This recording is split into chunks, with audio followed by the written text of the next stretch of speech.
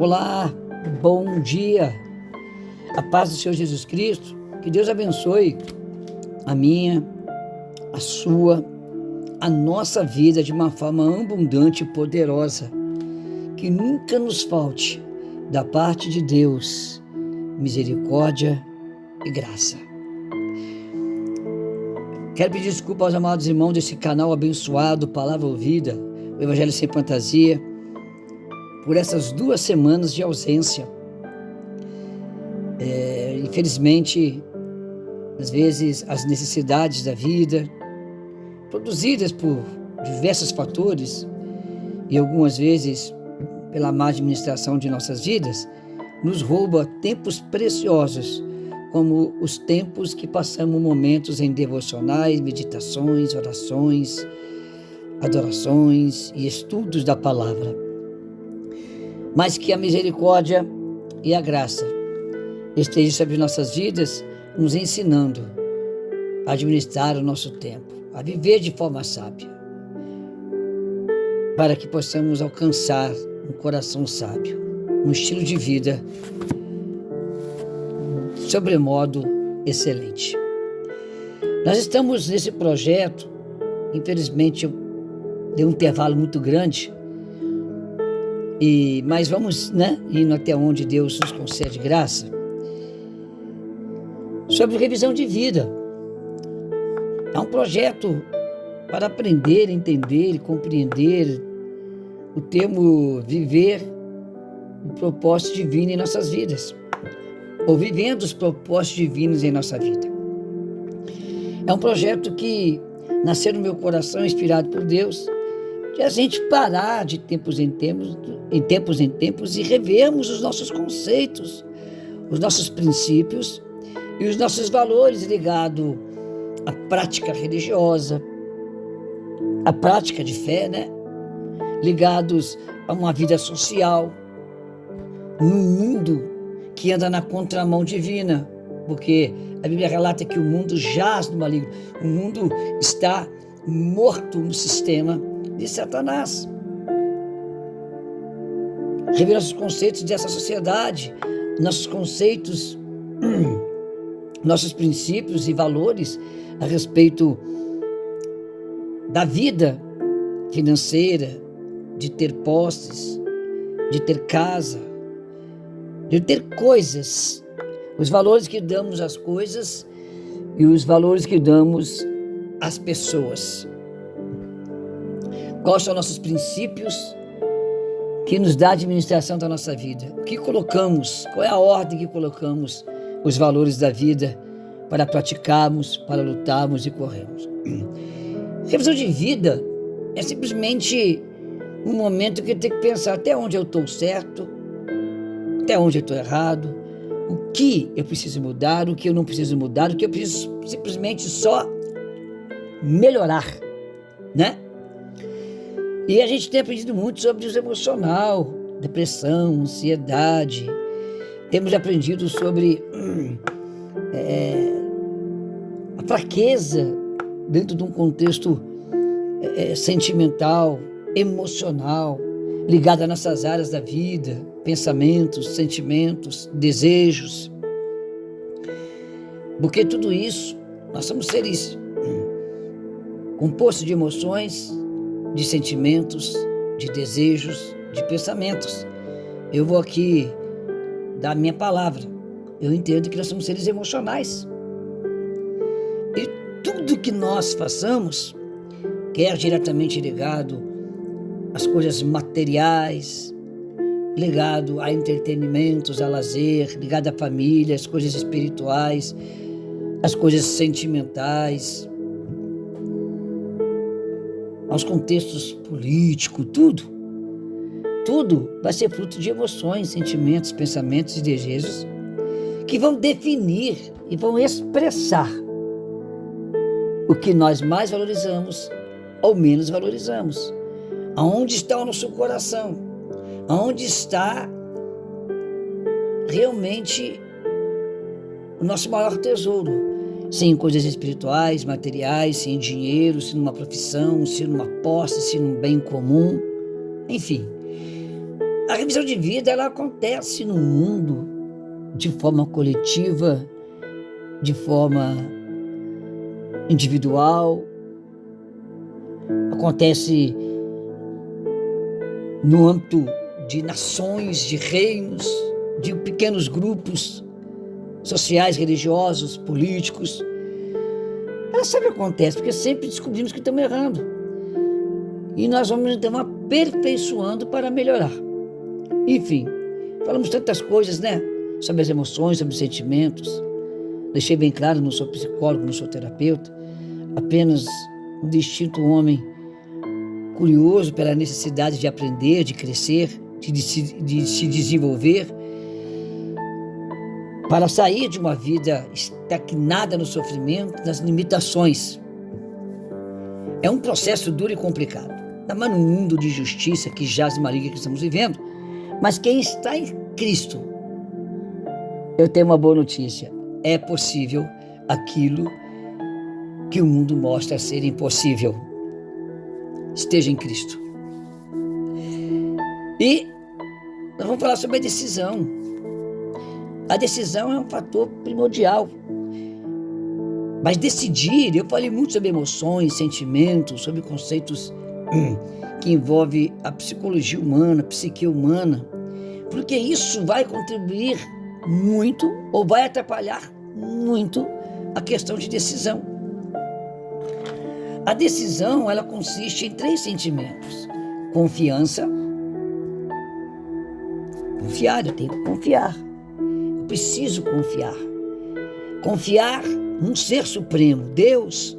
Confiar na mensagem da cruz, Jesus Cristo. E também na terra, confiar em pessoas, em alguém. Porque toda decisão que eu vou tomar, ela vai envolver a minha vida no âmbito de relacionamentos, em qualquer área. Então a confiança é algo primordial para a decisão. Temos que confiar. O segundo sentimento é acreditar. Se não acreditar em Deus, em mim mesmo, em alguém que seja o meu próximo, para decidir, como que vai ficar? Quando eu decido entre 2 empregos, eu tenho que confiar na idoneidade da empresa, na seriedade da empresa. Numa empresa que tenha suporte, que tenha metas, que tenha foco, para que então eu decida pelo melhor emprego, não é isso? Quando eu decido uma religião e aonde congregar nessa religião, quando no cristianismo, como eu sou um cristão protestante, decido congregar numa igreja, eu tenho que confiar que aquela igreja tem homens e mulheres de Deus, mas também tem pessoas com defeitos e erros, como eu também. Então eu decido por aquela igreja, porque eu sinto que ali me inspira confiança. A decisão, ela vai se definir segundo a minha confiança, segundo aquilo que eu acredito. Então, eu confio, eu acredito naquela causa, naquela pessoa, naquele grupo social, naquela questão partidária, naquela questão filosófica, naquela questão ideológica. Então, confio, acredito. É importante. Decisão, sem acreditar no que eu posso ser beneficiado. Não dá para decidir, porque você não acredita que aquela decisão vai te levar a lugares, a pessoas que potencialmente serão instrumentos divinos para te abençoar na sua decisão. Confiar, acreditar. E por terceiro, a decisão, ela vai ser um ato, né, que vai partir da confiança, do crédito, e vai também partir da paciência, porque você vai ter que esperar. Nem toda decisão, ela vai gerar efeitos imediatos. Independente do acreditar ou do confiar, você precisa ter paciência para esperar. Decisões é importante. Quando a gente vai entender a raiz etimológica, o fundamento, quando a gente vai entender qual o real sentido, o que o que gerou o sentido da palavra das coisas. Então, a decisão, ela vai gerar oportunidades. Toda decisão, ela gera oportunidades. Oportunidade de acertar ou de errar.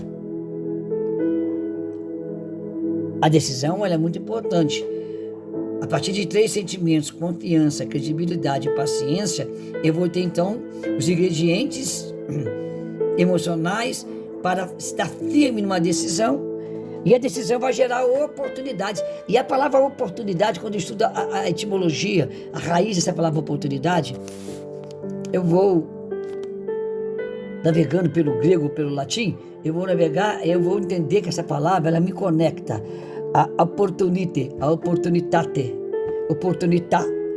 Essa palavra, quando a gente vai entender ela, essa palavra está ligada à vida marítima. A oportunidade, ela tem uma origem que ela é 2 palavras. A oportunidade, ela é a palavra que está ligada a porto. A porto. Está ligada a porto. 2 palavras. A palavra oportunidade conduzir-se ao porto. E a palavra porto estava associada pelos marinheiros que navegavam, que viviam até anos, de meses a anos em alto mar, navios que saíam dos tempos medievais, que ficavam 2, 3, 4, 5 anos, saíam com tripulação de 500 tripulantes, chegavam ao seu destino, ou retornavam do destino de origem com 100, com 150. Eram doenças, pestes, pragas, epidemias, mortes, suicídios dentro do navio.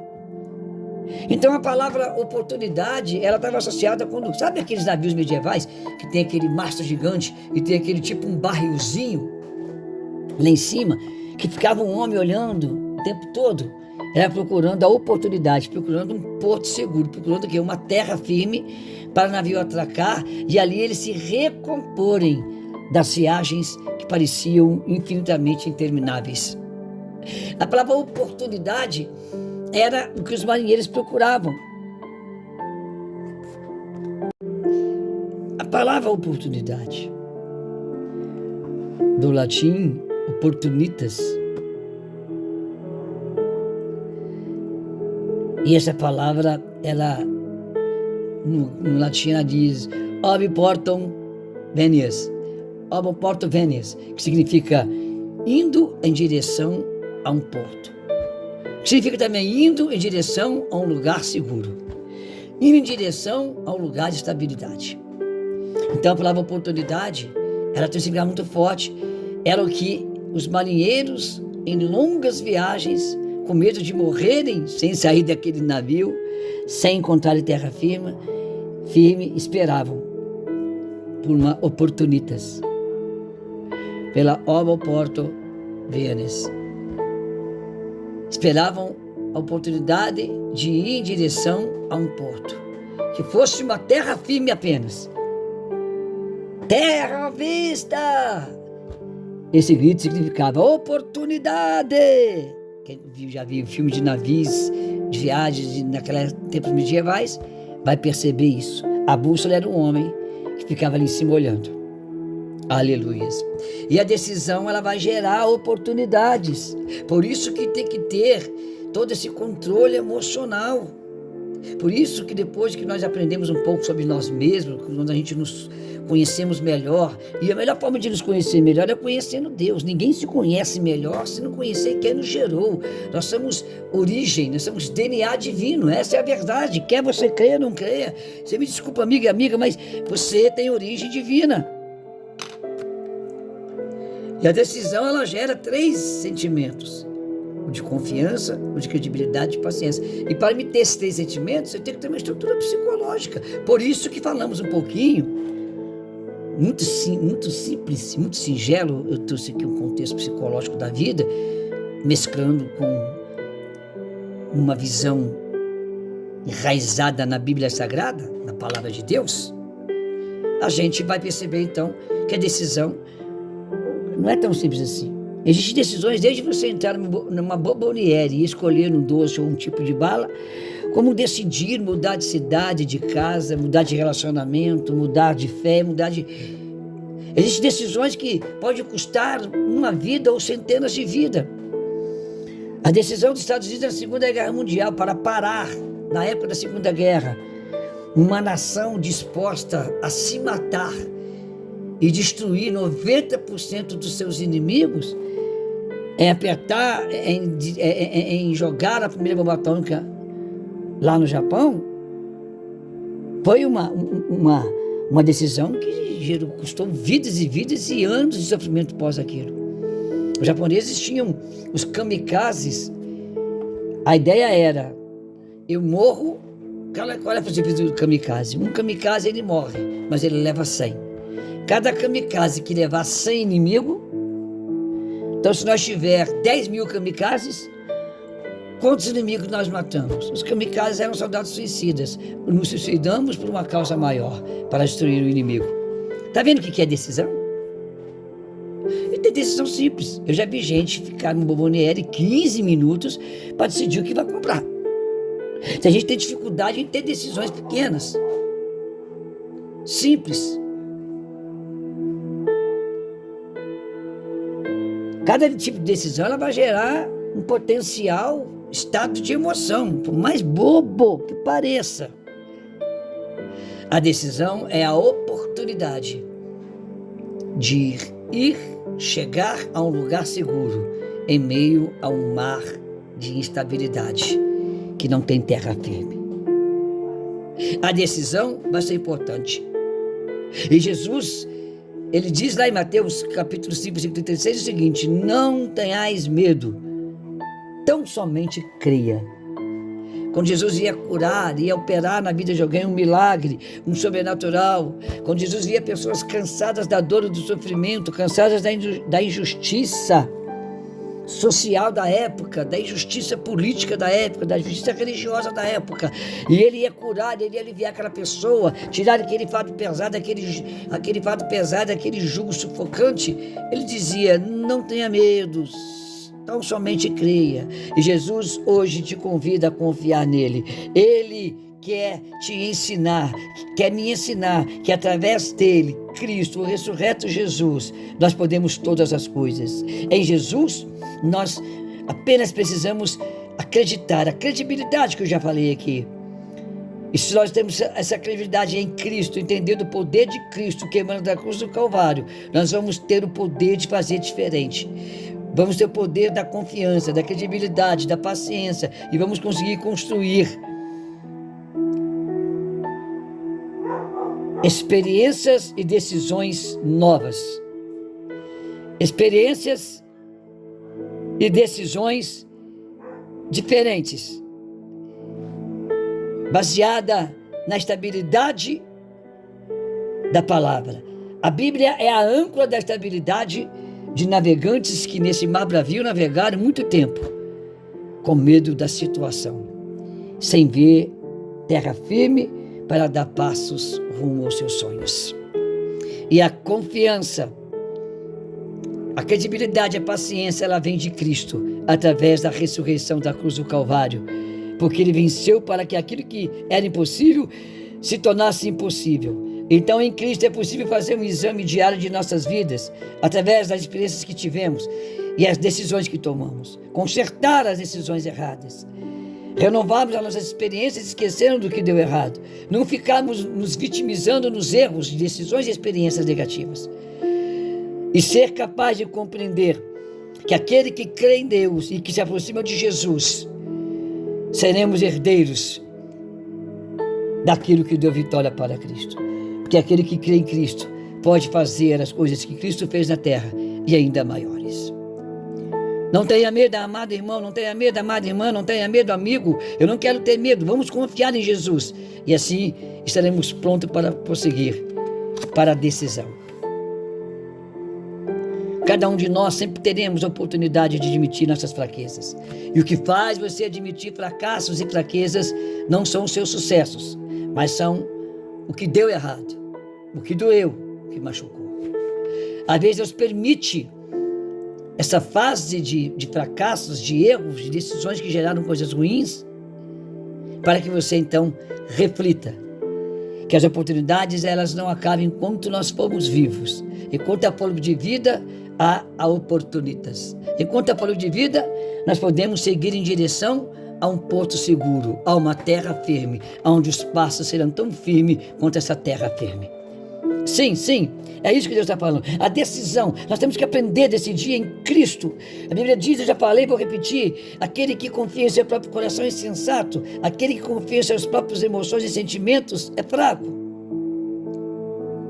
Porque ele não sabe, porque eu imagino o amanhã, eu suponho o amanhã, eu crio uma imagem sobre amanhã, mas Deus, Jesus Cristo, Ele está no meu amanhã. O dia que eu nasci, o dia que o médico falou para minha mãe, que eu nasci em 1968, ele disse, é homem, e deu aquele tapinha para que eu chorasse. Deus já estava e está e sabe exatamente o dia do meu enterro.